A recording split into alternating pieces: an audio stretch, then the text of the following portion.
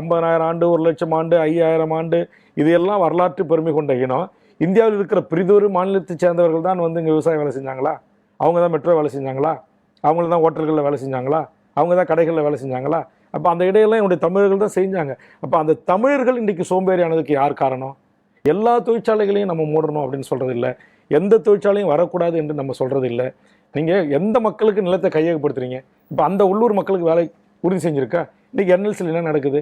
இன்றைக்கி எல்லா உயர் அதிகாரிகளும் ஒருவன் கூட தமிழன் கிடையாது, எல்லாம் வடநாட்டுக்காரன். இங்கே தமிழ்நாட்டில் இருக்கிற ஒன்றிய அரசு அலுவலகங்கள் எல்லாம் வடநாட்டுக்காரன். தமிழ்நாட்டில் இருக்கிற ரயில்வே துறையில் எல்லாம் வடநாட்டுக்காரன். இப்போ என்ன செய்கிறாங்க? அவங்க சக மனிதனை கொண்டு வந்து இறக்குனா சக மனிதனை எதிர்த்தா இது சட்ட ஒழுங்கு பிரச்சனையாகும், அண்டை மாநிலங்களில் இதற்கான எதிர்வினை ஆற்றுவாங்க, அப்போ தமிழ்நாடு அரசு இதில் ஒன்றும் பண்ண முடியாது அப்படின்னு சொல்லி இன்றைக்கி தமிழ்நாட்டில் எனக்கு தெரிந்து சுமார் 1 கோடி வட இந்தியர்கள் திட்டமிட்டு இறக்கி இங்கே தமிழ்நாட்டுடைய எல்லா வேலை வாய்ப்புகளையும் பறித்து கொண்டிருக்கிறார்கள். இன்றைக்கி சமையர்கள் பெரிய குடிக்கு அடிமையாவதற்கான காரணம் என்ன? டாஸ்மாக், அரசு மதுபான கடைகள்,